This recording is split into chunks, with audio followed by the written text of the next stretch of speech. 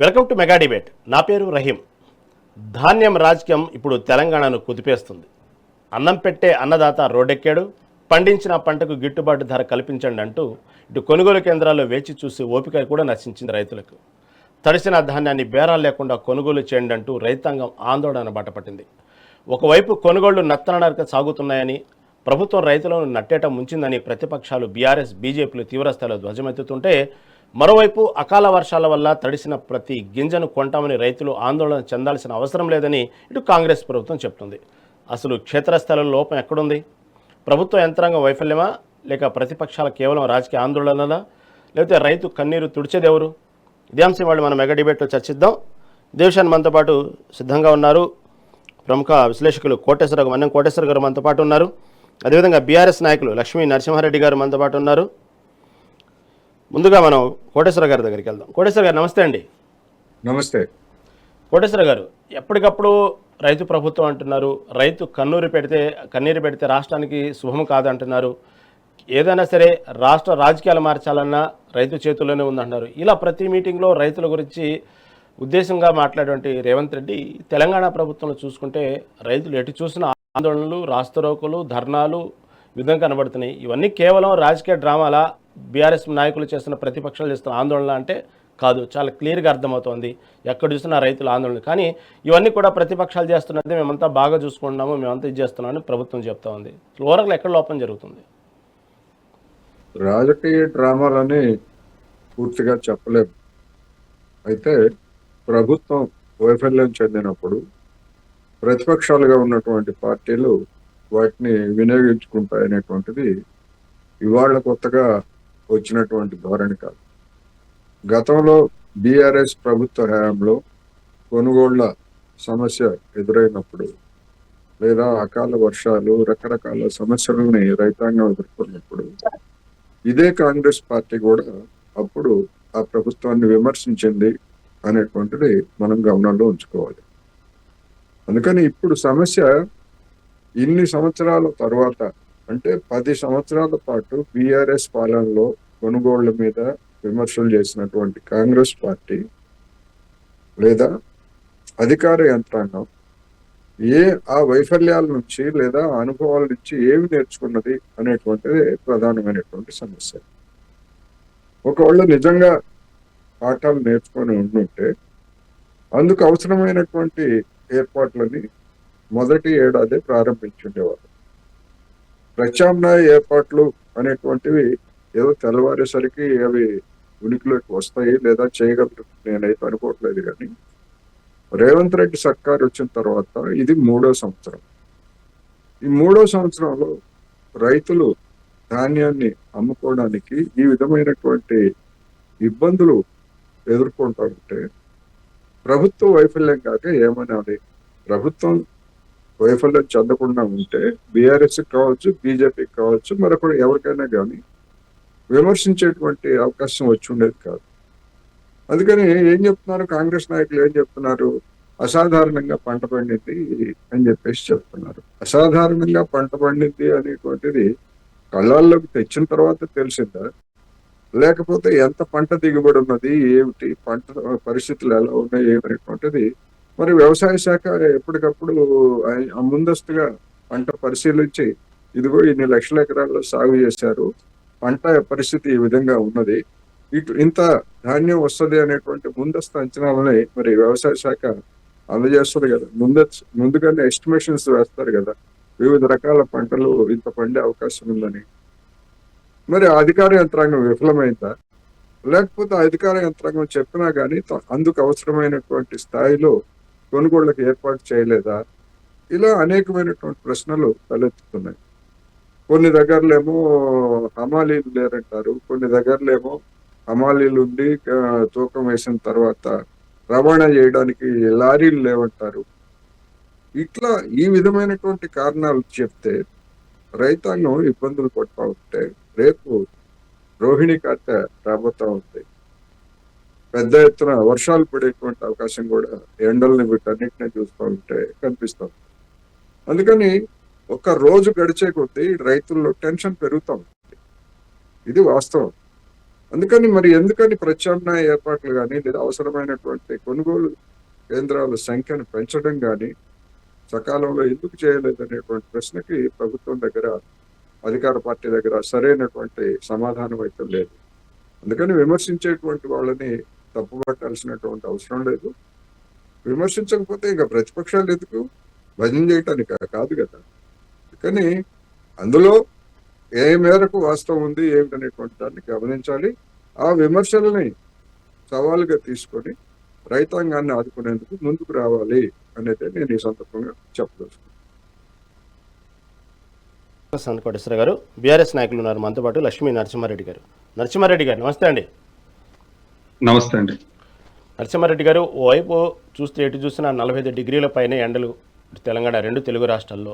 ఆ విధంగా ఎండలతో అల్లాడిపోతున్న సమయంలో ఇటు పక్క ఆ ధాన్యాన్ని, పండిన పంటని లారీల్లో, కాటాల్లో పెట్టుకుని రోడ్ల మీద గంటలు గంటలు కూర్చొని కొంటారని ఒకవైపు, లారీలు రావట్లేదని ఒకవైపు, ఇంత అల్లాడుతున్నారు జనం. ఒకవైపు మీరు ప్రభుత్వాన్ని ప్రశ్నిస్తున్నారు, రైతుల దగ్గరికి నాయకులు హరీష్ రావు కానివ్వండి, కేటీఆర్ కానివ్వండి, మీ నాయకులు కానివ్వండి, చిన్న బడా నాయకులు అందరూ కూడా రైతుల పక్షాన పోరాడుతూ ఉన్నారు. వాస్తవంగా పోరాటంలో ఎక్కడైనా ఆ స్పందన లభిస్తుందా? కేవలం దున్నపోతు మీద వర్షం పడ్డట్టే ఉందా? ఎలా ఉంది, పరిస్థితులు ఎలా ఉంది? ముందుగా ఈరోజు ప్యానెల్లో పాల్గొన్నటువంటి పెద్దలు కోటేశ్వరరావు గారికి, మీకు అదేవిధంగా మెగా 9 వీక్షకులకు నమస్కారాలు తెలియజేస్తా ఉన్నాను. ఈరోజు ధాన్యం కొనుగోలు విషయంలో ఈ రాష్ట్ర ప్రభుత్వం యొక్క వైఫల్యం అనేది స్పష్టంగా కనిపిస్తా ఉంది. ఎందుకంటే ఏదైనా ఒక పని చేయాలంటే, ఏదైనా ఒక కార్యక్రమాన్ని మొదలు పెట్టాలంటే దానికి సంబంధించి ఒక నిర్దిష్టమైనటువంటి ప్రణాళికతోటి ముందుకు పోవాల్సినటువంటి అవసరం ఉంటుంది. కానీ ఈరోజు కాంగ్రెస్ ప్రభుత్వం తెలంగాణ రాష్ట్రంలో ఏ విధమైనటువంటి ప్రణాళిక లేకుండా కేవలం వారి స్వప్రయోజనాల కోసము రియల్ ఎస్టేట్ వ్యాపారము, అదేవిధంగా ప్రతిపక్ష పార్టీలను బదనాం చేసేటువంటి క్రమంలోనే ప్రణాళికాబద్ధంగా పోతున్నాయి. కానీ ఇవాళ రైతులను ఆదుకోవాలి, అదేవిధంగా ఇంకా మిగతా అంశాలపైన దృష్టి సారించాలి అనేటువంటి ఈ కోణము ఎక్కడ కూడా కనిపిస్తలేదు. నేనేమంటున్నానంటే ఈరోజు తెలంగాణ రాష్ట్రంలో మరి అధికారంలోకి వచ్చినటువంటి కాంగ్రెస్ ప్రభుత్వము మాయమాటలు చెప్పి అనేకమైనటువంటి హామీలు ఇచ్చి అనేకమైనటువంటి ప్రగల్భాలు బలికి అధికారం చేజిక్కించుకున్న తర్వాత ఏ వర్గాన్ని కూడా సంతృప్తిగా ఉంచేటువంటి పరిస్థితిలో లేదు. ఇలా కొనుగోళ్ల ఘోర వైఫల్యం చెందింది. ఇలా రైతులను నట్టేట ముంచింది. ఎందుకంటే రైతులకు రైతు బంధు ఇస్తా అని చెప్పి మోసం చేసింది. ఎకరాకు 10,000, గతంలో కేసీఆర్ గారు 10,000 ఇచ్చిరు, నేను 15,000 ఇస్తా, 3 పంటలకు ఇస్తా అని చెప్పి ప్రగల్భాలు పలికినటువంటి వ్యక్తులు ఈ కాంగ్రెస్ పార్టీ పెద్దలు. దానికి తోడుగా రుణమాఫీ చేసినామన్నారు. అదే విధంగా ఒడ్లు పండించిన వాళ్ళకు,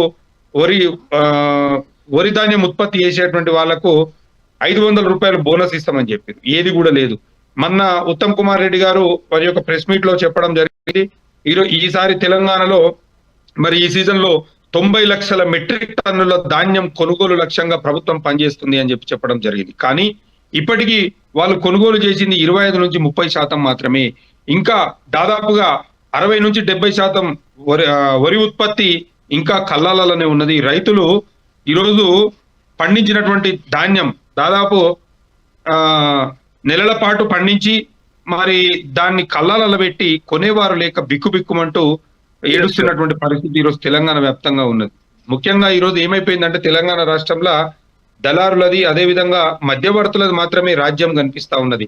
వాళ్ళ యొక్క ఎగ్జిస్టెన్స్ కోసం, వాళ్ళ యొక్క ఆర్థిక పరమైనటువంటి అంశాల గురించి, వాళ్ళు ఆర్థికంగా ఎదగడానికి మాత్రమే పనిచేస్తున్నారు తప్ప రైతుల గురించి పట్టించుకునేటువంటి పరిస్థితి లేదు. గతంలో కేసీఆర్ గారు ఉన్నప్పుడు మరి ఒక నిర్దిష్టమైనటువంటి ప్రణాళికతోటి ముందుకు పోతా ఉండే, అంటే రాష్ట్రంలో ఎన్ని ఎకరాలలో వరి పండిస్తున్నారు, ఏ పంట ఎన్ని ఎకరాలలో పండిస్తున్నారు, ఏ పంట మరి పండించడానికి కావాల్సినటువంటి వసతులు ఏంది, మరి నీళ్లు ఎట్లా, దానికి సంబంధించినటువంటి పెట్టుబడి సాయం ఏంటి, మరి ఈ పండించినటువంటి పంటకు మనం కొనుగోలు ఏ రకంగా చేయాలి, దానికి సంబంధించినటువంటి గన్ని బ్యాగ్స్ కానివ్వండి, అదే విధంగా స్టోరేజ్ కోసం రైస్ మిల్లులు కానివ్వండి, అదే విధంగా పెద్ద పెద్ద గోడౌన్స్ కానివ్వండి, వీటన్నిటిని కూడా ఒక సిస్టమేటిక్ వేలో, ఒక కన్స్ట్రక్టివ్ వేలో ప్లాన్ చేసుకొని అధికారులను అప్రమత్తం చేసుకుంటా ముందుకు పోయినటువంటి పరిస్థితి. దాదాపు ఒక 7,500 కొనుగోలు కేంద్రాలను, అంటే ప్రతి గ్రామాన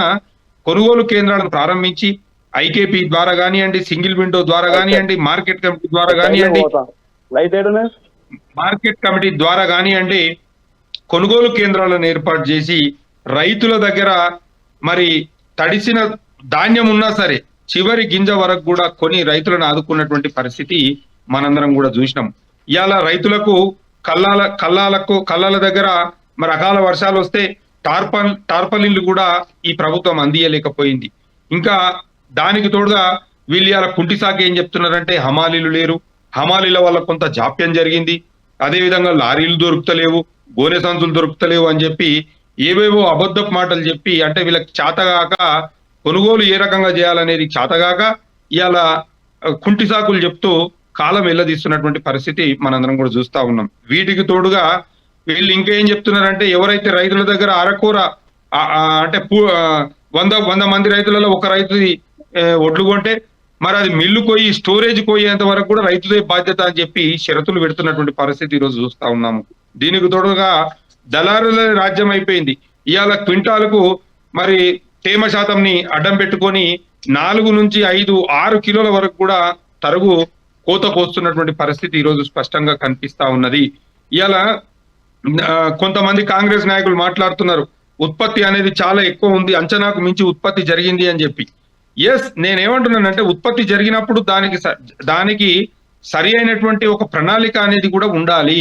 ఏ విధమైనటువంటి ప్రణాళికతోటి పోతే మనము ఇక్కడ రైతులను ఆదుకుంటాము అనేటువంటి ఒక సిస్టమేటిక్ అప్రోచ్ లో పోవాలి, కానీ ఏది లేకుండా ఏదో గుడ్డే దుశేలా పడ్డట్టు ఇష్టం వచ్చినట్టు నడుపుతామంటే ఇవాళ తెలంగాణలో రైతాంగం మొత్తం ఆగమయ్యేటువంటి పరిస్థితికి వచ్చింది.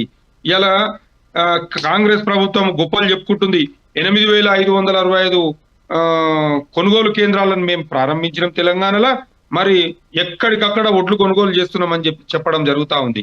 నేనేమంటున్నానంటే ఇవాళ 8,565 కొనుగోలు కేంద్రాలలో దాదాపు ఒక 40 నుంచి 50% అంటే సగానికి కొనుగోలు కేంద్రాలు ఇంకా ఓపెన్ కానటువంటి పరిస్థితి ఈరోజు గ్రామాలలో ఉన్నది. ఎక్కడ చూసినా అంటే ధాన్యము రైతులు మరి ప్రభుత్వం కొనుగోలు చేయకపోతే మరి అకాల వర్షాలు వచ్చి నష్టపోతామని చెప్పి దళారులకు తక్కువ ధరకు కూడా అమ్ముకుంటున్నటువంటి పరిస్థితి ఈ రోజు మనందరం కూడా చూస్తా ఉన్నాము. ఈ ప్రభుత్వానికి రైతుల పట్ల చిత్తశుద్ధి లేదు, ఈ ప్రభుత్వానికి రైతుల పట్ల ప్రేమ లేదు, రైతుల పట్ల ఏ విధమైనటువంటి కనికరం లేదు. కేవలము వీళ్ళు ప్రగల్భాలు చెప్పడము, అదే విధంగా వీళ్ళ యొక్క ఉచిత ఉపన్యాసాలు చెప్తా ఉన్నారు, అదే విధంగా ప్రతిపక్షాల మీద లేనిపోని బదనాములు చేస్తా ఉన్నారు తప్ప వీళ్ళు రైతులకు చేస్తున్నటువంటి మేలు ఏమాత్రం కూడా లేదు. రైతులు హరిగోస పడుతున్నారు. ఇవాళ తెలంగాణలో ఉన్నటువంటి రైతాంగం మొత్తము సారు మా కేసీఆర్ సార్ ఎక్కడున్నాడు, మళ్ళీ మా కేసీఆర్ గారే రావాలి, మా బతుకులు మారాలి అని చెప్పి ఇవాళ తెలంగాణ రైతాంగం మొత్తం కేసీఆర్ గారి రాక కోసం ఎదురు చూస్తున్నటువంటి పరిస్థితి స్పష్టంగా కనిపిస్తా ఉన్నది. ఈరోజు ప్రభుత్వం చెప్తా ఉన్నది తడిసిన ధాన్యాన్ని కూడా మేము కొంటాము అని చెప్పి. మీరు ఎండిన ధాన్యాన్ని కొనే పరిస్థితి లేదు, ఇంకా తడిసిన ధాన్యాన్ని ఏడికెళ్ళి కొంటారు? మీకు అసలు ధాన్యం ఎట్లా కొనాలి, ఏ రకంగా దాన్ని మొబిలైజ్ చేయాలి, ఏ రకంగా రైతులకు మరి కొన్నటువంటి రైతులకు ఏ రకంగా డబ్బులు ఇవ్వాలనేటువంటి ఒక నిర్దిష్టమైనటువంటి ప్రణాళిక అనేది మీ దగ్గర లేదు. మీరు కేవలం మాటలు చెప్పడానికి మాత్రమే ఉన్నారు, కానీ మీ యొక్క చేష్టలు రైతులకు ఉపయోగపడేటువంటి విధంగా ఎక్కడ కూడా లేవు అని చెప్పి నేను మీ ద్వారా రైట్ అండి. మనతో పాటు కాంగ్రెస్ నాయకులు సిద్ధంగా ఉన్నారు. శివకుమార్ గారు నమస్తే అండి. ఓకే, నమస్తే శివకుమార్ గారు. మొదటి నుంచి రేవంత్ రెడ్డి సమయం వచ్చినప్పుడల్లా రైతులే రాజు అన్నారు, రైతు కన్నీరు పెట్టడం మంచిది కాదన్నారు, రైతులు నేను చాలా బాగా చూసుకుంటా అన్నారు. చివరికి అదే రైతుల చేత అధికారులు కాళ్ళు పట్టిస్తున్నారు, గంటల తరబడి రోడ్ల మీద నుంచోబెడుతున్నారు ఎండల్లో. ఎక్కడ జరుగుతుంది ఈ కొనుగోలులో జాప్యం? ఎందుకు జరుగుతుంది? మీరు చెప్పేటువంటి మాట ఒక రకంగా ఉంది, క్షేత్రస్థాయిలో మాటలు చూస్తే వేరేగా ఉన్నాయి, పరిస్థితులు వేరేగా ఉన్నాయి. ఎంతసేపటికి ఓకే పార్టీ అంటే అభిమానం ఉండాలి, కాదంటలేదు, కానీ వాస్తవ పరిస్థితులు మాట్లాడండి. రైతులను ఎందుకు ఇంతగా గోసపెట్టాల్సిన అవసరం ఏంది? ఎక్కడ చూసినా ధర్నాలు జరుగుతున్నాయి. సరే, ఏదో వేరే పొలిటికల్ అంశం అంటే అది వేరు. సరే, రాజకీయ నాయకులు ఉన్నారు, ప్రభుత్వాన్ని విమర్శిస్తారు, అన్నీ సహజంగా జరుగుతుంటాయి. ఒక పక్క ప్రత్యక్షంగా రైతులు అంతా నరకం అనుభవిస్తూ ఉంటే ఎందుకు ప్రభుత్వం ఎందుకు అలా నిమ్మకు నీరెత్తినట్లు ఉంది? ఏంది పరిస్థితులు ఏంది? అసలు ఏం జరుగుతుంది అక్కడ క్షేత్రస్థాయిలో? ముందుగా మెగా 9 టీవీ ప్రేక్షకులకు, మీకు ప్యానల్ ఉన్న వారికి నమస్కారం. ఇప్పటి వరకు మా బిఆర్ఎస్ సోదరుడు చాలా పర్ఫెక్ట్ గా మాట్లాడిండు. ఆయన మొత్తానికి ఏదైతే వాళ్ళ కేసీఆర్ గారు ఏదైతే పాఠం చెప్పిండో కేటీఆర్ ఏదైతే అలా పాత వర్కింగ్ ప్రెసిడెంట్ ఏదైతే చెప్పిండో అది మంచిగా పాఠంని అయితే అప్పచెప్పడం జరిగింది. Very good. కేసీఆరే రావాలి, మళ్ళీ కేసీఆరే రావాలి, నువ్వు ఎక్కడున్నావు అంటే బీఆర్ఎస్ వాళ్ళందరూ పోయి మరి ఫామ్ హౌస్లకి లేపండి, కుంభకరుణ్ లాగా ఎందుకు వండుకుంటూ ఫామ్ హౌస్ లా ఒకసారి అది చెప్పండి. మీరు 10 సంవత్సరాలు మొత్తానికి మిగులు బడ్జెట్ రాష్ట్రం ఇచ్చిన తెలంగాణని ఈరోజు అప్పుల రాష్ట్రం చేసి మేము కళ్ళ కాడ కొన్నాము, లేకపోతే మేము ఆల్రెడీ రైతు వేదికలు, మీరు రైతు వేదికలంతా మందుబాబులకు అడ్డా అయిపోయింది. ఒకసారి అది ఆలోచించు. వరేస్తే ఊరి అన్నాడు, ఎక్కడ వెళ్ళి కేసీఆర్ వరేస్తే ఊరి అన్నోని తీసుకొని అంట మొత్తానికి కేసీఆర్ ఏడున్నವರು రావాలి రావాలి అంటున్నట్టు ఏం చేస్తాడు వచ్చి ఆయన ఆల్రెడీ మందుబాబులకు అన్న శివకుమార్ అన్న మందుబాబులకు అడ్డా అయితే ఏం చేస్తున్నా ప్రభుత్వం మరి మందుబాబులేదు కాదు, కరెక్షన్ చేసుకోవాలి. మిత్రులు ఎవరైతే మాట్లాడుతున్నారో తప్పు మాట్లాడుతున్నారు, రైతులను శివకుమార్ అన్న రైతు వేదికలకు మందుబాబులకు అడ్డలైతే కాంగ్రెస్ ప్రభుత్వం ఏం చేస్తుందన్న, కాంగ్రెస్ అధికార యంత్రాంగం ఏం చేస్తుంది? మీ రైతు వేదికలు ఏవైతే కట్టినరో దాంట్లో మీరు చూడండి, ఆల్రెడీ మీడియా పోయి అక్కడ తీయడం జరిగింది. నేను అది ఓపెన్ గా చెప్తున్నా. అదే మీ ప్రభుత్వం ఏం చేస్తుంది అంటున్నా. ఇప్పుడు 2.5 సంవత్సరాల కాంగ్రెస్ చేసేసిరు. మొత్తం ఆ పరిస్థితి ఏంటంటే తెలంగాణ రాష్ట్రంలోనే మందుబాబులను ఎక్కువ మీరు ప్రోత్సహించారు. మందు ఈరోజు ఎక్కడ దావత్ చేసినా తెలంగాణలో మీ నాయకత్వంలో, కాంగ్రెస్ నాయకత్వంలో మళ్ళా గుడంబ రాజ్యం వస్తుందన్న మొత్తము. ఏం రాదు. మీ ఓడు ఆల్రెడీ మీకు కేటీఆర్ ఇచ్చిందే మొత్తానికి డ్రగ్స్, పబ్స్, క్లబ్స్ అన్ని చేసిన దానికి మా ఓడు మొత్తానికి వాళ్ళకి మొత్తం అడ్డుకట్ట వేసిండు, అరకట్ట వేసిండు. తెలంగాణలో మొత్తం ఇప్పుడు తెలంగాణలో నడుస్తున్న మొత్తం ఏంటంటే రియల్ ఎస్టేట్ రాజ్యం అన్న. ఇలా మీరు డైవర్షన్ పాలిటిక్స్ చేయడం తప్ప, తెలంగాణలో డైవర్షన్ పాలిటిక్స్ చేయడం తప్ప మీరు తెలంగాణ ప్రజలకు ఏ వర్గానికి కూడా ఏ విధానం కూడా అంటే ఏ వర్గాన్ని కూడా సంతృప్తిగా ఉంచేటువంటి పరిస్థితిలో మీరు లేరు. తెలంగాణలో ఉన్నటువంటి ఏ వర్గమైనా ఇలా రైతులు కానివ్వండి, ఉద్యోగాలు కానివ్వండి, నిరుద్యోగులు కానివ్వండి, విద్యార్థులు కానివ్వండి, అదేవిధంగా పారిశుద్ధ్య సిబ్బంది కానివ్వండి, ఎవరు చూసినా, గ్రామ పంచాయతీలు చూసినా ఎవ్వరు కూడా సంతృప్తిగా లేరు. కేవలము కాంగ్రెస్ ప్రభుత్వంలో ఉన్నటువంటి పెద్దలు మాత్రమే సంతృప్తిగా ఉన్నారు. ఎందుకంటే వాళ్ళు విచ్చలవిడిగా రియల్ ఎస్టేట్ వ్యాపారం చేస్తా ఉన్నారు, అదే విధంగా కమిషన్ల దందా చేస్తున్నారు. కాబట్టి వారు మాత్రమే సంతృప్తిగా ఉన్నారు. ఏ వర్గం కూడా సంతృప్తిగా లేదు. మీరు 42 మళ్ళా మీరే మాట్లాడుతుంటే మాట్లాడండి. మరి లేదా మీరు అబద్ధాలు చెప్తే నేను ఇంటరప్ట్ చేసిన అంతే. శివకుమార్ గారు కంటిన్యూ అండి. శివకుమార్ గారు ఇప్పటిదాకా మీరు చెప్పిందంతా బీఆర్ఎస్ చెప్పిందంతా అబద్ధాలే. 10 సంవత్సరాల ఏమండి వీరేంద్రరావు గారు ఒక్క నిమిషం మళ్ళీ మీ దగ్గరకు వస్తా. శివకుమార్ గారిని మాట్లాడివ్వండి. శివకుమార్ గారు కంటిన్యూ అండి. వీరేంద్రబాయ్ ఒక్క నిమిషము, మీరు ఇప్పుడే వచ్చిండ్రు, కార్లో దిగిండ్రు. నేను డాక్టర్ శివకుమార్ లాల్ మాట్లాడుతున్నా. నమస్తే. అయితే వీళ్ళ మెగా 9లో మనం అందరం కనవడం అదొక పెద్ద ఇబ్బంది, అందుకు మనోడు కూడా మాట్లాడుతుండే. అయితే ఇక్కడ ఒకటి ఏంటంటే ఇప్పటిదాకా బీఆర్ఎస్ చెప్పిందంతా వాళ్ళు ఒక పాఠాన్ని అప్పచెప్పినట్టే చెప్పిండ్రు తప్ప ఇంకేం లేదు. ఈ రోజు తెలంగాణ రాష్ట్రం ఈ దుస్థితికి రావడానికి కారణమే బీఆర్ఎస్, అప్పట్లో ఉన్న టీఆర్ఎస్. ఇప్పుడు ఆ టీఆర్ఎస్ అని చెప్పుకోవడానికి కూడా వాళ్ళకు నోరు లేదు, అయిపోయింది టీఆర్ఎస్ పని కూడా. ఎందుకంటే బీఆర్ఎస్ఏ చెప్పుకోవాలా. మీరు మొత్తానికి నేను అక్కడ పోయి ఉంటాం, మేము ప్రత్యామ్నాయం చేస్తాం, ఫెడరల్ ఫ్రంట్ చేస్తాం, లేకపోతే ఈడ తెలంగాణలో ఉన్న రైతులు గారు, తెలంగాణలో ఉన్న స్పోర్ట్స్ మెన్లు గారు, తెలంగాణలో ఉన్న ఎడ్యుకేషన్ కాదు, మీరు బయట పోయి అన్ని వంచారు కదా. ఇప్పుడు ఈ దుస్థితి తీసుకొచ్చింది ఎవరు? అప్పుల పాలు ఎవరు చేశారు? ఒక్కొక్కరు తలకాయ మీద 1,50,000 రూపాయలు అప్పు తెలంగాణ ప్రజల మీద పడింది అంటే బీఆర్ఎస్ కారణం కాదా? బీఆర్ఎస్ చేసిన తప్పిదాలు కావా? ఒక్కసారి మీరు అసలు ఆత్మవిమర్శననే లేదు మీకు. మీ అధికారం పోయి 2.5 సంవత్సరాలు అయిన తర్వాత కూడా మీరు ఆలోచించేది ఇంకేం ఆలోచిస్తున్నారు? మేము ఇంకా తోపుకారణమే, మేమే అధికారంలో ఉన్నామని ఆలోచిస్తుండ్రు. ఈరోజు మీరు 10 సంవత్సరాలలో చేసిన రుణమాఫీ మేము సంవత్సరంన్నరలనే రుణమాఫీ చేయడం జరిగింది. ఈరోజు రైతులకు కానీ ఏదైతే ఎక్స్ట్రా బోనస్ ఇస్తామన్న 500 రూపాయలు వరి వేయండి, మేము అధిక వరి వేస్తే మేము బోనస్ కూడా ఇస్తాం 500 రూపాయలు అని చెప్పి రేవంత్ రెడ్డి గారు ఓపెన్ గా చెప్పడం జరిగింది. బోనస్ కూడా ఇస్తున్నాం. ఈ రోజు రైతు వేదికలు ఏదైతే బీఆర్ఎస్ పార్టీలో కట్టినరో ఆ రైతు వేదికలనంతా గతంలో ఆ అలవాటు చేసిన అలవాటు ఇంకా పోతలేదు. ఈరోజు తెలంగాణలో కూడా ఎవరి ఇంట్లో దావత్ అయినా, ఎక్కడ దావత్ అయినా ఫస్ట్ మందు లేని దావత్ లేకుండా పోయింది. భాష తిట్ల పురాణం అంతా తెలంగాణ భాష అనే రకంగా మీరు ముద్రేసిపోయినరు.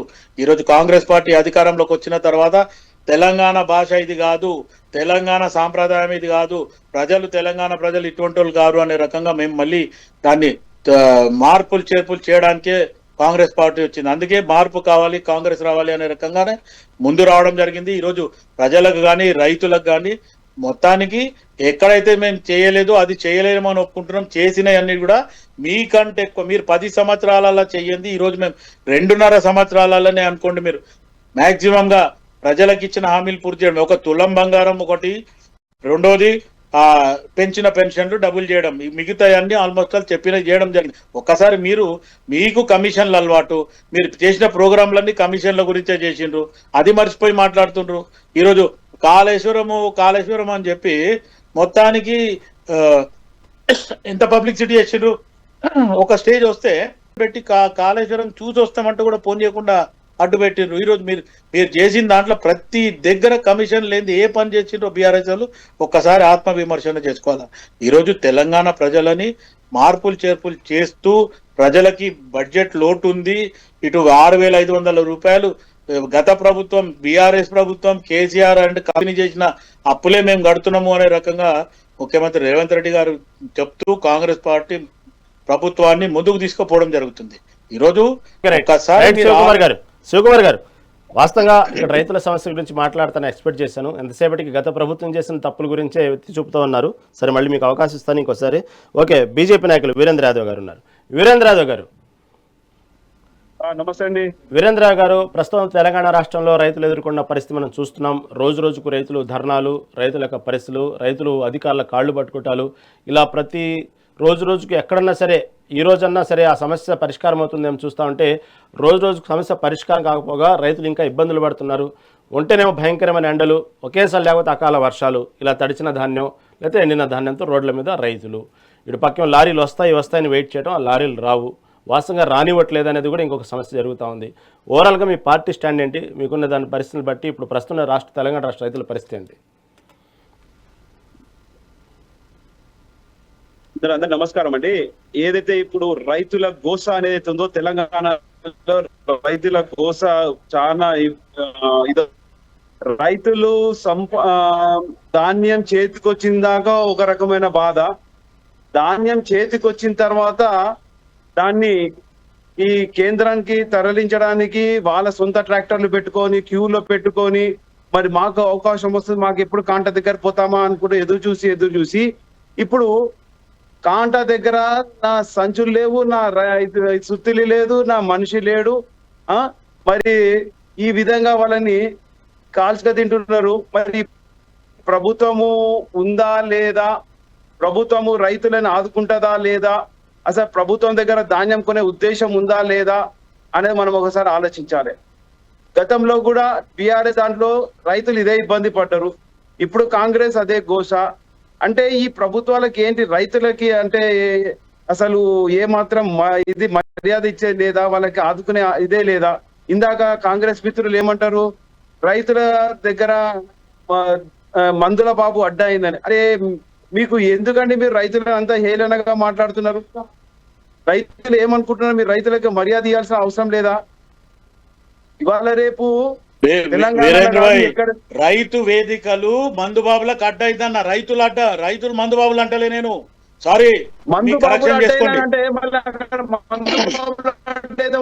రైతు వేదికలు అన్ని కూడా వీళ్ళు బీఆర్ఎస్ కట్టినవి మందుబాబులకు అడ్డయింది, జూదం అడ్డయింది. మీరు కావాల్సి వెళ్ళి చూడండి బీజేపీ తరఫున. నేను రైతులు మందుబాబులు అంటే చూడండి, పగులంతా ఎండలో ఎండి ఏ వర్షం ఎప్పుడు వస్తుందో ఆల్రెడీ ఒక రైతు గుండెపోటుతో మరణించాడు. మరి ఈ విధంగా మీరు త్వరలో యాక్షన్ తీసుకుంటారా? కొట్టి మంత్రులు గాలి పర్యటన చేస్తారా? అసలు ఎవరెవరు ఎమ్మెల్యేలు వాళ్ళ పరిధిలో ఉండి వాళ్ళు రాజ్యాలను ఆదుకునే ఉందా లేదా అని మేము ఒకటే అడుగుతున్నాం. ఇంకా ఎన్ని రోజులు ఇట్లా కాలయాపన చేస్తారు? రైతులని ఎన్ని రోజుల పాటు రోడ్ల పైన నుంచో పెడతారు? రాత్రి పగులు వాళ్ళు ఎండ వానకు తడుస్తున్నారు అక్కడే. ఇదేనా వాళ్ళకి ఇచ్చే విలువ? వాళ్ళ ధాన్యం మళ్ళీ వాళ్ళకి చేసిన అప్పులు తీర్చుకోవాల్సిన బాధ్యత ఉన్నది వాళ్ళకి. మీలాగా బ్యాంకులలో లోన్ తీసుకొని బ్యాంకులో నామాలు పెట్టే రకం కాదు. రైతులు వాళ్ళు రుణం తీసుకుంటే మళ్ళీ వాపస్ చేసేంత వరకు వాళ్ళ నిద్ర పట్టదు. అటువంటి రైతులని మీరు ఈ రోజు రోడ్డు పైన నుంచోబెట్టి వాళ్ళు ఎంత ఇబ్బంది పెడుతున్నారంటే నిజంగా ఈ కాంగ్రెస్ ప్రభుత్వము ఎంత త్వరలో కూలిపోతుందనే మీరు ఈ రైతులతో పెట్టుకుంటున్నారు. గతంలో కూడా ఎన్నో ప్రభుత్వాలు రైతులతో పెట్టుకున్నారు, కూలింది. మళ్ళీ ఇప్పుడు కాంగ్రెస్ పరిస్థితులు అదే వస్తుంది అనిపిస్తున్నది. ఒక పక్కన ధరలేమో తడిసిపోయింది, లేకపోతే దాంట్లో మళ్ళీ గీటి కొడతారు, దాంట్లో సంచిలో గీటి కొడతారు. ఈ విధంగా రకరకాల ఇబ్బంది చేస్తారు. అసలుగే రైతులు అమాయకులు, లోకం తెలియని వాళ్ళు కష్టపడి ధాన్యం తీసుకొస్తే అక్కడ కొనడానికి రావండి. సెంట్రల్ లో సంవత్సరంన్నర నల్ల చట్టాలు తీసుకొచ్చిందని రైతులు గొడవ పెట్టి మొత్తానికి బీజేపీ ప్రభుత్వాన్ని ఇరకాటంలో పెడితే నల్ల చట్టాలు ఎందుకు తీసుకున్నారు? మీరు మళ్ళా తెలంగాణ గురించి మాట్లాడుతున్నారు. తెల్ల చట్టాలు కాదు, మీరు ధాన్యం దగ్గరికి మీరు లారీలు ఎందుకు పంపిస్తలేరు? లారీలు లేవని ఎందుకు కొంటి సాగులు చెప్తున్నారు? మీరు పిలిపిస్తే మీ ఆర్టీఐ వ్యవస్థ ఏం చేస్తున్నది? లారీలు తెప్పించే శక్తి లేదా? మీ ఆర్టీఐ వ్యవస్థ ఏం చేస్తున్నది? మీరు తలుచుకుంటే రాలేరా?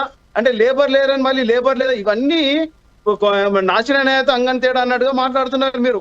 ఈ ప్రభుత్వం ఉందా లేదా అసలు? మళ్ళీ అనవసరంగా మళ్ళీ రోడ్ల పైన ధర్నా చేసుకుంటూ మళ్ళీ రైతుకి ఏమైనా ప్రాణ నష్టాలు లేకపోతే ఎవరి బాధ్యత? ఇంతవరకు ఎంతో మంది రైతులు కోసం చేసింది బీఆర్ఎస్, మళ్ళీ ఇప్పుడు కాంగ్రెస్ అదే తోవలో నడుస్తున్నది. అరే తెలంగాణలో ఎందుకు రైతులు ఇంత ఉసురు పోసుకుంటున్నారు అర్థమైతలే. నిజంగా మేము భారతీయ జనతా పార్టీ నుంచి హెచ్చరిస్తున్నాము, మీరు ఇమ్మీడియట్ గా మీరు రైతులను ఆదుకున్నారా సరే, లేదా మా శక్తి ప్రతి ఒక్క మండలంలో మళ్ళీ భారతీయ జనతా పార్టీలు మరి ఎక్కడక్కడ దిగ్బంధం చేసి ఈ ప్రభుత్వాన్ని చుక్కలు చూపిస్తాం ఏమనుకుంటున్నారు ఖబర్దార్ మరి కాంగ్రెస్ ప్రభుత్వానికి. నరసింహారెడ్డి ఏదో మాట్లాడబోతున్నారు. నరసింహారెడ్డి గారు చెప్పండి సార్. మా వీరేంద్ర అన్న యొక్క ఆవేశం చూస్తా ఉంటే నిజంగా హాస్యాస్పదంగా ఉంది ఇవాళ. ఎందుకంటే తెలంగాణలో ఏదైతే ధాన్యం కొనుగోలు విషయం ఉన్నదో కాంగ్రెస్ పార్టీ పైన, కాంగ్రెస్ ప్రభుత్వం పైన ఏదైతే బాధ్యత ఉన్నదో బీజేపీ ప్రభుత్వం పైన కూడా అంతే మొత్తంలో బాధ్యత అనేది ఉంది. అంటే ఇద్దరు కోఆర్డినేషన్ లో కొనాల్సినటువంటి అవసరం ఉన్నది. ఇలా మా శివకుమార్ అన్న చెప్తాడు, గతంలో కేసీఆర్ అప్పులు చేసిండు. ఇంకెన్ని రోజులు చెప్తారన్నా మీరు? ఎన్ని రోజుల కుంటి సాకు చెప్పి తప్పించుకుంటారన్నా మీరు? ఇలా మీరు మీ ప్రభుత్వం ఉన్నప్పుడు ఏం చేసిరు? మీ ప్రభుత్వంలో ఎంతమంది రైతులు చనిపోయినారు మిత్రమా? టీఆర్ఎస్ మిత్రమా నేను చెప్పింది విను అన్న. మీరు ఏం కోఆర్డినేషన్ చేసిరు? మోడీ గారు కలవనికి టైం లేదు. నేను చెప్పేది వినన్నా, మాట్లాడుతున్నా ఈ రోజు నేను చెప్పేది విను. ఇప్పుడు ఇది డిబేట్ అన్న, ఇది ఫైటింగ్ కాదు. నేను చెప్పేది వినండి. ఎంత విర్రవీగిరో తెలియదా? ఈ రోజు ఏదో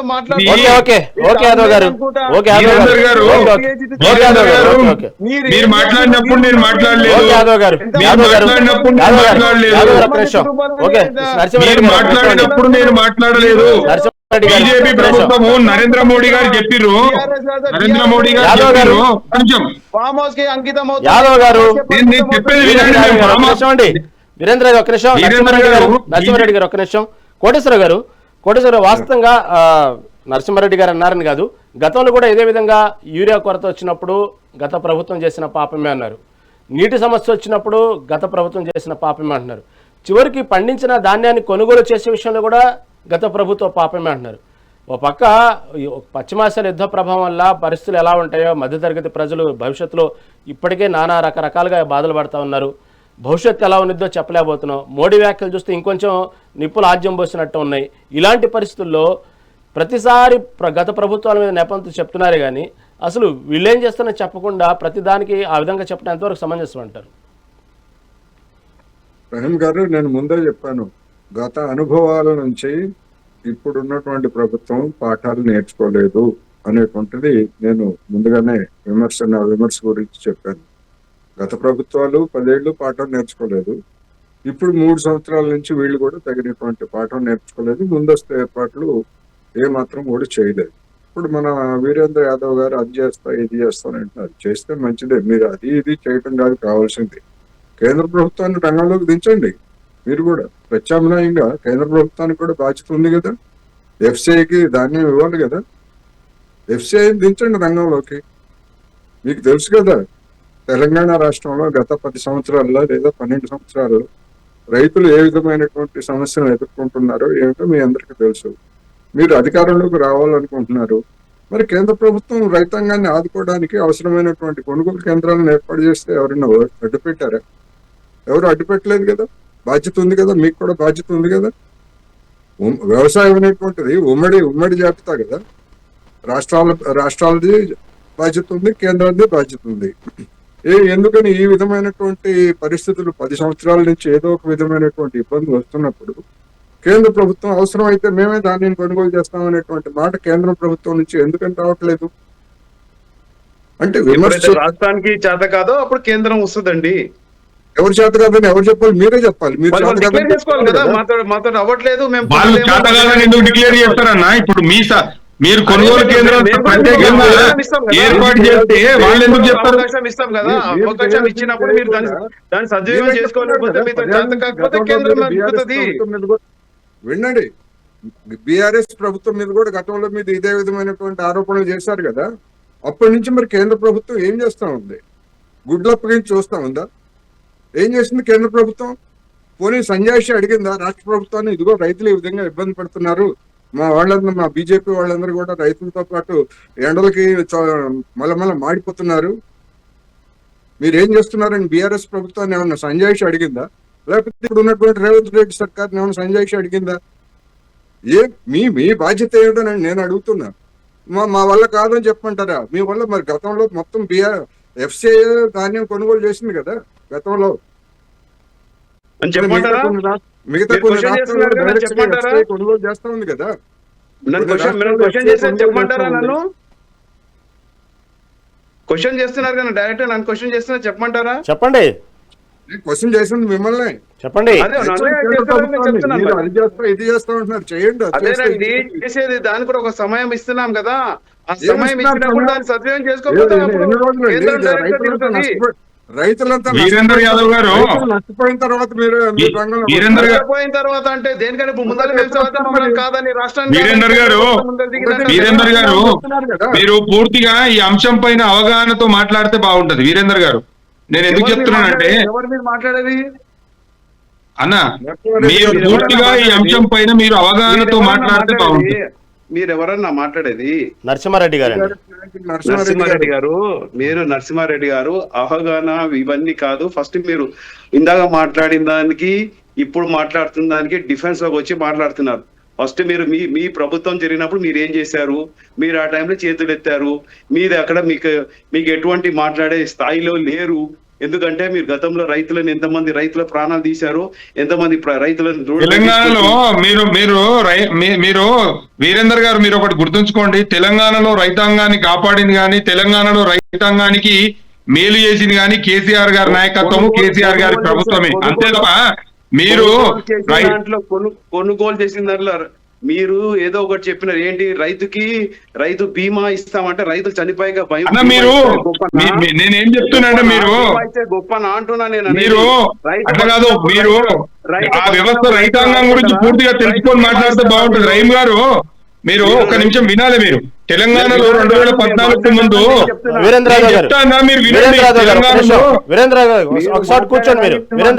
ఇప్పుడు అతన్ని ఒక దగ్గర కూర్చోమని చెప్పండి. ఇప్పుడు అతను ఏం మాట్లాడుతుండో కూడా తెలుస్తలేదు.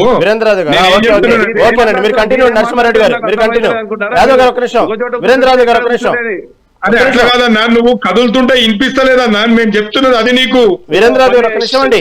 వీరేంద్రరావు గారు ప్లీజ్ ఒక్క నిమిషం. నరసింహారెడ్డి గారు కంటిన్యూ.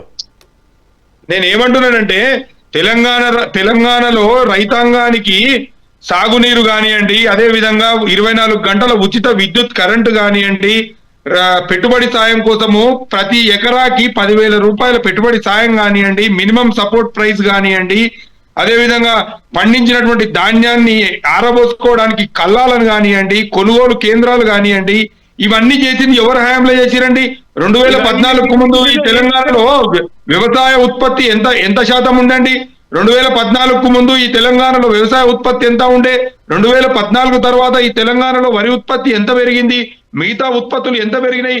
రైతుల కోసము ఈ భారతదేశంలో రైతుల కోసము ఏ రాష్ట్రం అన్నా రైతు వేదికలు నిర్మించిందా అండి? అక్కడ శాస్త్రవేత్తలను కూర్చోబెట్టిందా అండి?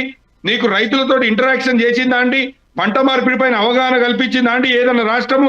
కేసీఆర్ గారు రైతుల పట్ల ప్రేమ ఉంది, రైతుల పట్ల రైతులకు ఇచ్చినటువంటి ఏవైతే మాటలు ఉన్నాయో చిత్తశుద్ధితోటి వాళ్ళను అభివృద్ధి చేయాలి, ఆ రైతును రాజును చేయాలనేటువంటి ఉద్దేశంతో చేసిరు తప్ప మీలాగా ఉచిత మైకులు పట్టుకొని ఉచిత ప్రసంగాలు చేయలేదండి మీరు. నేనేమంటున్నానంటే తెలంగాణలో ఏ ప్రాంతం చూసినా ఎక్కడైతే మీరు తెలంగాణలో చివరి సూర్యాపేట నల్గొండ దాటిన తర్వాత చివరి విలేజ్ వరకు కూడా ఇలా కాళేశ్వరం నీళ్లు పోయి పంట పండుతుంటే మీకు కనిపిస్తలేదా అండి?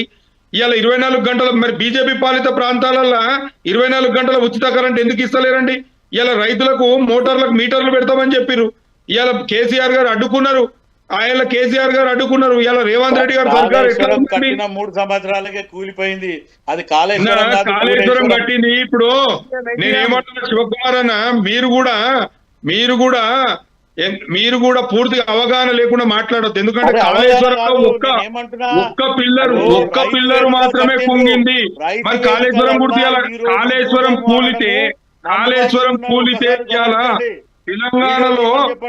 తెలంగాణలో 90 లక్షల మెట్రిక్ టన్నుల ధాన్యం ఎట్లా ఉత్పత్తి అవుతుందండి? 7 కెళ్ళు వస్తున్నాయండి. మరి కాళేశ్వరం కూలిపోతే మొన్న నల్గొండల ఏదైతే పామాయిల్ ఫ్యాక్టరీ ఓపెనింగ్ ఎట్లా చేసిండండి? మరి కాళేశ్వరం కూలిపోతే జంట జలాశయాలకు నీళ్ళు ఏం చేస్తుండండి?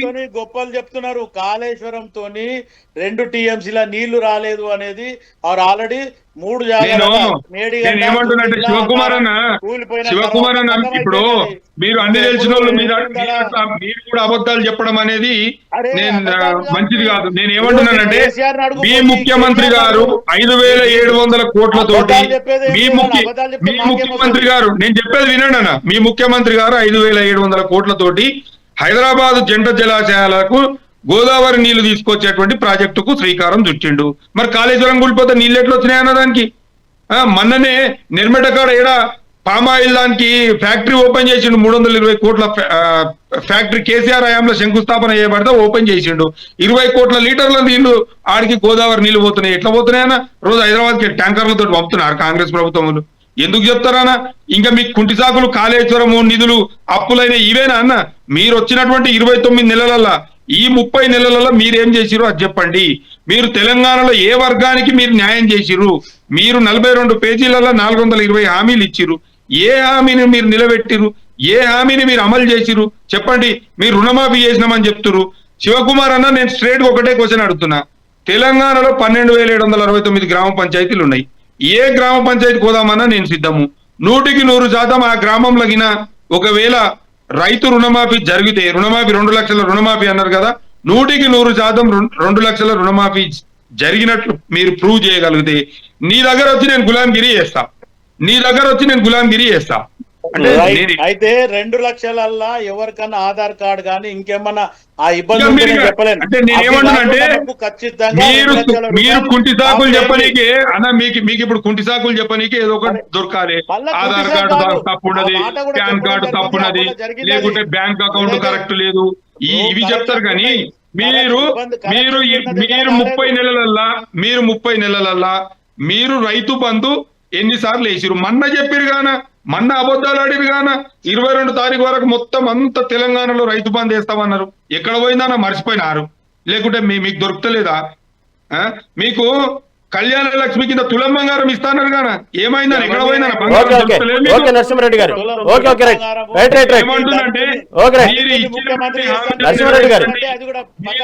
రైతుల యొక్క ధాన్యాన్ని కొనండి.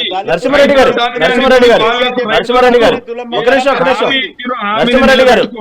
ప్లీజ్ ఒక నిమిషం. నరసింహారెడ్డి ఒక నిమిషం. శివకుమార్ గారు సరే ఇవంతా గతంలో ఏం జరిగినా ఇప్పుడు ఏం జరిగినా ఆ రైతు బంధు ఇవన్నీ కూడా మనం మాట్లాడదాం, దానికి కావాల్సిన సమయం ఉంది.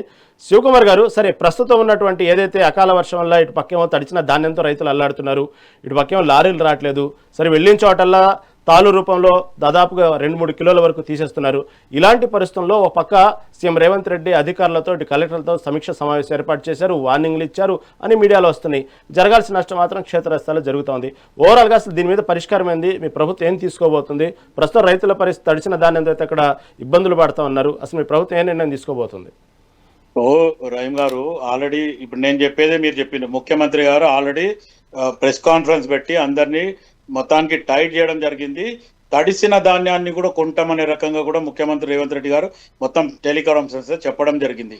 అక్కడ మొత్తానికి గతంలో చేసినట్టు కాదు, తరుగు కూడా ఖచ్చితంగా 5 కిలోలు 6 కిలోలు 12 కిలోలు అప్పుడు తీసేది. ఇప్పుడు తరుగు కూడా తీయొద్దు అనే రకంగా కూడా ముఖ్యమంత్రి రేవంత్ రెడ్డి గారు ఓపెన్ గా చెప్పడం జరిగింది. అంటే కాకపోతే కొన్ని జాగాలలో మీరు అన్నట్టు అన్ని జాగాలలో కాదు, కొన్ని జాగాలలో అధికారుల వల్ల జాప్యం జరుగుతుంది. లేదు అంటే గతంలో కూడా చాలా జాగాలలో కొన్ని ఇబ్బందులు చేసిండ్రు, పాత ఆఫీసర్లు అక్కడ ఉన్న వాళ్ళు చేసిండ్రు అనే రకంగా కూడా కాంగ్రెస్ పార్టీ నుంచి మొత్తానికి ముఖ్యమంత్రికి ఫీడ్బ్యాక్ పోయింది. వాళ్ళని అవసరమైతే అక్కడ నుంచి కూడా పక్కకు జరుపుతున్నాము, వాళ్ళ జాగాలో వేరే వాళ్ళని పెడుతున్నాము. అది ఖచ్చితంగా మీరు ఎవరైనా సరే మీ మీద మేము సీరియస్ యాక్షన్ తీసుకుంటామని చెప్పి కూడా ముఖ్యమంత్రి రేవంత్ రెడ్డి గారు చెప్పడం జరిగింది, మంత్రులు చెప్పడం జరిగింది, సమిష్టిగా ఓపెన్ గా చెప్పడం జరిగింది. ఖచ్చితంగా కల్లాల కాడ కూడా ఇబ్బంది ఉంటే అక్కడ కూడా దాని మీద కూడా చర్చించి దాన్ని ఏముందో అది సాల్వ్ చేయమని చెప్పడం జరిగింది. అదే ప్రస్తుతం ఉన్న పరిస్థితుల్లో పక్క భారీగానే ఇటు రైతులు గిట్టుబాటు ధర కూడా లేదు అనేటువంటి ఒక అంశాన్ని కూడా తీసుకొస్తూ ఇబ్బందులు పడుతున్నారు. దాని గురించి ఏం సొల్యూషన్ తీసుకున్నారు రహీం గారు? నేను ఏమంటున్నా, అందరికి ఏదైతే రేట్ ఇస్తుండ్రో అందరికి ఒకటే రేట్ ఫిక్స్ చేసిండ్రు, అదే రేట్ తీసుకుంటారు తప్ప ఒకరి దగ్గర ఒక రేటు ఇంకొకరి దగ్గర ఒక రేటు అనేది కాదు. అక్కడ అధికారులు అక్కడ స్పాట్ మీద పోయి వాళ్ళ నిర్ణయం తీసుకున్నారు. ఏదైతే అక్కడ ధాన్యం కొనుగోలు కాడ రేట్ ఏదైతుందో ఒక్కొక్క దగ్గర ఒక్కొక్క రేట్ అనేది లేదు, అందరి దగ్గర ఒకటే ఫిక్స్ రేట్ ఉంది. ఖచ్చితంగా రైతులకి ఇబ్బంది కావద్దు, ఇబ్బంది చెప్పడం జరిగింది. మాట్లాడినండి రహీం గారు. చెప్పండి నరసింహారెడ్డి గారు.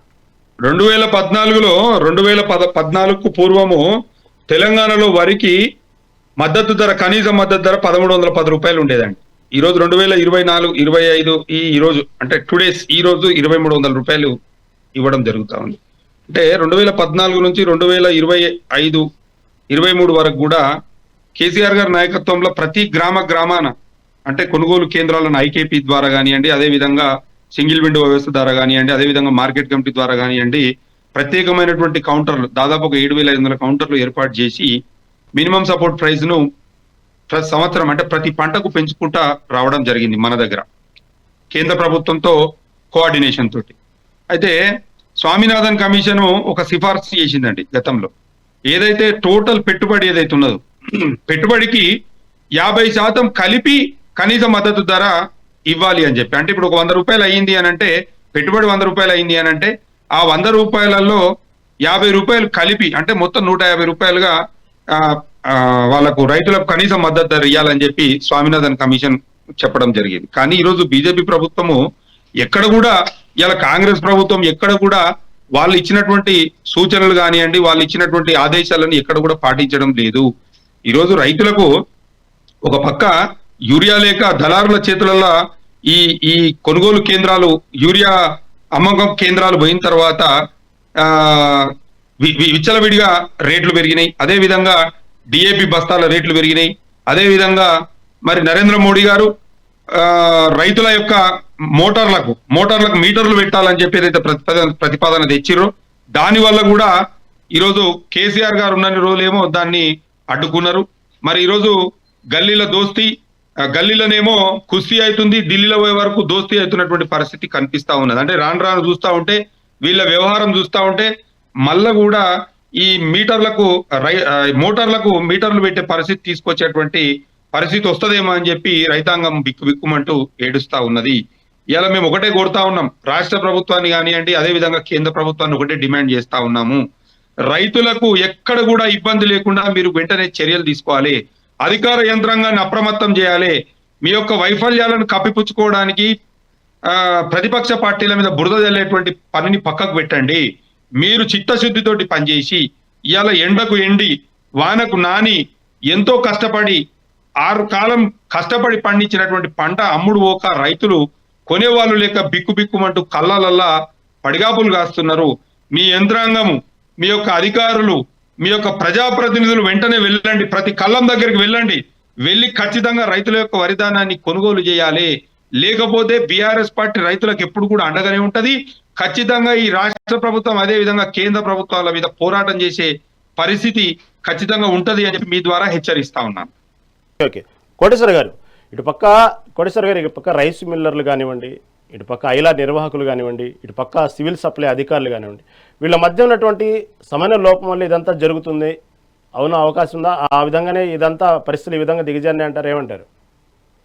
సమన్వయ లోపం ఖచ్చితంగా ఉంది. రెండోది, అవసరాలకు తగినట్టుగా ఏర్పాట్లు లేవు. నేను ఇప్పుడే ఇంతకు ముందే చూశాను, నేను మీడియాలో కేవలం 27 లక్షల టన్నులు రబీలో ఆంధ్రప్రదేశ్ లో ధాన్యాన్ని సేకరించాలని లక్ష్యంగా పెట్టుకుంటే తెలంగాణలో ఏ విధమైనటువంటి ఇబ్బందులు పడుతున్నారు, ఆంధ్రప్రదేశ్ లో కూడా అదే విధమైనటువంటి ఇబ్బందులు పడుతున్నారు అనేటువంటిది మీడియాలో వచ్చినటువంటి వార్తలు.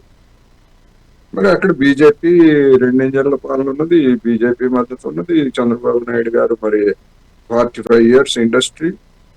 మరి అక్కడ ఎందుకని ఆ విధమైనటువంటి ఇబ్బందులు సాఫీగా జరిగిపోవాలి కదా తెలంగాణతో పోలిస్తే. ఇక్కడ 90 లక్షల టన్నుల వరకు ఉంది. అందుకని మరి ఎందుకని నేను అందుకే చెప్తున్నా, ఇది కేంద్రం రాష్ట్రం 2 ప్రభుత్వాలు బాధ్యత. బీజేపీ వాళ్ళు మేము అది చేస్తాం ఇది చేస్తాం చేసుకోండి మీరు, కానీ మీ ప్రభుత్వాన్ని కూడా తెచ్చండి. మీకు బాధ్యత ఉంది కదా, ఒక ఆందోళన చేయడానికే కాదు, మీకు రైట్ ఉంది. అందుకని బీజేపీ కానీ లేకపోతే కేంద్ర ప్రభుత్వం కానీ వెంటనే యుద్ధ ప్రాతిపదిక మీద అవసరమైనటువంటి కేంద్రాలను ప్రత్యేకంగా తెరవాలి. తెరిచి రాష్ట్ర ప్రభుత్వంతో సమన్వయం చేసుకొని రైతాంగానికి ఏ విధమైనటువంటి నష్టం జరగకుండా చూడాలి. ఒకవేళ అకాల వర్షాల కారణంగా ధాన్యం తడిస్తే ఆ ధాన్యాన్ని కూడా ఎఫ్సిఐ కొనుగోలు చేయాలి. ఎఫ్సిఐ కొనుగోలు చేయకపోతే రాష్ట్ర ప్రభుత్వం కొనుగోలు చేసిన ధాన్యాన్ని ఏం చేస్తారు? అందుకని ఎఫ్సిఐ మీద కూడా బాధ్యత ఉంది. ఎఫ్సిఐ కూడా ఆ విధమైనటువంటి కొనుగోలు ప్రమాణాలని అవసరమైతే సడలించి రైతాంగం నష్టపోకూడదు. అది కేంద్ర ప్రభుత్వం రాష్ట్ర ప్రభుత్వం ఎఫ్సిఐ అని కాదు. అందుకని ఏర్పాట్లన్నీ చేయాలి. చేస్తేనే అది కేంద్రానికి బాధ్యత ఉన్నట్టు, రాష్ట్రానికి బాధ్యత ఉన్నట్టు అనేది నేను చివరిగా చెప్పదలుచుకున్నాను. ఓకే, వీరేంద్రరావు గారు ఏమంటారు? చూడండి, మళ్ళీ మా దాకా వచ్చినప్పుడు చూస్తాం సమస్య అంటారా? ముందు రాష్ట్ర ప్రభుత్వం ముందు ఇప్పుడు కోటేశ్వరరావు గారు అనేది ముమ్మాటికి కరెక్టే, కానీ ఇక్కడ రాష్ట్ర ప్రభుత్వం అడగాలి కదా. ఇక్కడ జరుగుతున్న ఇబ్బందులు తెలియాల్సిన బాధ్యత వాళ్ళకు కూడా ఉంటుంది కదా. రైతులను ఆదుకోవడానికి నరేంద్ర మోడీ గారిని పొదుపు ఉపన్యాసాలు చెప్పమని ఎవరు అడిగారండి? ఇక్కడ ఇప్పుడు ఏమంటారండి? పొదుపు ఉపన్యాసాలు చెప్పమని నరేంద్ర మోడీ గారిని ఎవరు అడిగారు? మీరు అక్కడికి వెళ్ళిపోయారా? రైట్, చెప్పండి. మీరు అక్కడికి వెళ్తారా? మనం నేను వేరే టాపిక్ వెళ్తారా? ఓకే ఓకే, ఉపన్యాసాలు ఎందుకు చెప్తున్నారా? తట్టాలి కదా ఆయనకి. ఈ విషయం తట్టలేదు అంటున్నాను. ప్రపంచం ఎక్కడ హైదరాబాద్ ప్రపంచం ఎటుపోతుందో మీకు తెలుసు కదా. రైతుల యొక్క పడుతున్న ఇబ్బందుల గురించి ఎందుకు మాట్లాడలేదు అని ప్రశ్నిస్తున్నాను నేను. మోడీ గారు మాట్లాడే అవకాశం, మాట్లాడే సమయం వచ్చినప్పుడు మాట్లాడతారండి. సమయం వచ్చేది, మాట్లాడే సమయం వచ్చినప్పుడు మాట్లాడతారు. ఎవరితో మాట్లాడించాలో వాళ్ళతో మాట్లాడిస్తారు. మాట్లాడించండి, పోనీ మాట్లాడిస్తారు. ఎవరితో మాట్లాడించాలో వాళ్ళతో మాట్లాడిస్తారు. చేయలేదు కదా అంటున్నాను నేను.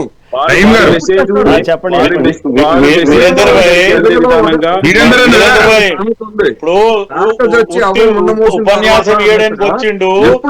అవసరం అయితే ఎఫ్సిఐని రంగంలో దించమంటుండు కోటేశ్వరరావు గారు. గతంలో చేయలేదా? బీఆర్ఎస్ ప్రభుత్వం చేయలేదా? ఇప్పుడు చేస్తాము. ఎందుకు చేయము? మేము రైతులనైతే బాధ పెట్టాం కదా, రైతులనైతే ఇబ్బందులు పెట్టాం కదా. రైతులను ఇబ్బంది పెట్టేది లేదు. ఏ ప్రభుత్వం ఇబ్బంది పెట్టారు? రైతులను ఆదుకునే ప్రతి ఒక్క జరిగింది. ధర్నా జరిగిందా? రైతులు ఇంకా కాంగ్రెస్ పార్టీ వల్ల ఇంకా కష్టాలు పడి చివరికి మేము చనిపోతున్నాం రా బాబు అని బీజేపీ దగ్గరకు వచ్చినప్పుడు బీజేపీ స్పందించిద్దంట. ఏమంటారు నరసింహారెడ్డి గారు? నేనేమంటున్నానంటే, ఇప్పుడు మీకు పూర్తిగా మీకు కానీ అదేవిధంగా కోటేశ్వరరావు గారు కానివ్వండి, శివకుమార్ గారికి పూర్తిగా తెలుసు కేసీఆర్ గారి ప్రభుత్వంలో రైతులకు ఏ రకమైనటువంటి ఉపాధి కలిగింది, ఏ రకమైనటువంటి సముచిత స్థానం దక్కింది అనేది పూర్తిగా తెలుసు. ఇప్పుడు కాంగ్రెస్ పార్టీ కానివ్వండి, బీజేపీ పార్టీ కానివ్వండి, ప్రతిపక్ష పార్టీలు వాళ్ళు ఏంటంటే వాళ్ళ యొక్క తప్పులను కప్పించుకోవడానికి ఏవేవో మాట్లాడుతుంటారు, వాటిని పట్టించుకోవాల్సినటువంటి అవసరం కానీ పని కూడా లేదు. ఇప్పుడు మీకు ఆ ప్రజల అవకాశం ఇచ్చిర్రు. ఈ 29 నెలలలో మీరు ఏం చేసిర్రు, మీరు ఏం చేయాలనుకుంటున్నారు, మీరు ఏదైతే హామీలు ఇచ్చిరో ఆ హామీలలో మీరు ఏం చేస్తారో అది చెప్పాలి. కానీ ఎంతసేపు ఉన్నా కానీ ఇంకా పాత చింతకాయ పచ్చడి పులుపులాగా అదే అబద్ధాలు చెప్పడము మానుకోవాలని చెప్పి నేను కోరుతా ఉన్నాను. ముఖ్యంగా రహీం గారు నేను ఏమంటున్నానంటే, ఈరోజు కాంగ్రెస్ పార్టీ కానివ్వండి, అదేవిధంగా బీజేపీ పార్టీ కానివ్వండి, చిత్తశుద్ధితోటి పని చేయడం లేదు. వాళ్ళు ఈ తెలంగాణలో రైతులకు కానివ్వండి, ఉద్యోగస్తులకు కానివ్వండి, నిరుద్యోగులకు కానివ్వండి, విద్యార్థులకు కానివ్వండి అన్ని రంగాల వారికి కావాల్సినటువంటి అవసరాలు ఏంది వాటిపైన దృష్టి పెట్టేటువంటి పరిస్థితి లేదు. ఎంతసేపు ఉన్నా కానీ ఈరోజు ప్రభుత్వము ఒక వ్యాపార సంస్థలాగా నడుస్తా ఉన్నది. ప్రభుత్వము తెలంగాణలో ఒక రియల్ ఎస్టేట్ వ్యాపార సంస్థను నడిపిస్తున్నటువంటి పరిస్థితి మాత్రమే ఉన్నది. ఏ వర్గాన్ని కూడా సంతృప్తిగా నిలబెట్టేటువంటి ప్రయత్నం చేయడం లేదు. ఎంతసేపు ఉన్నా కానీ వీళ్ళు 2.5 సంవత్సరాల అంటే 30 నెలల విలువైనటువంటి కాలాన్ని, తెలంగాణ ప్రజల యొక్క 30 నెలల విలువైనటువంటి కాలాన్ని వృధా చేసిండ్రు.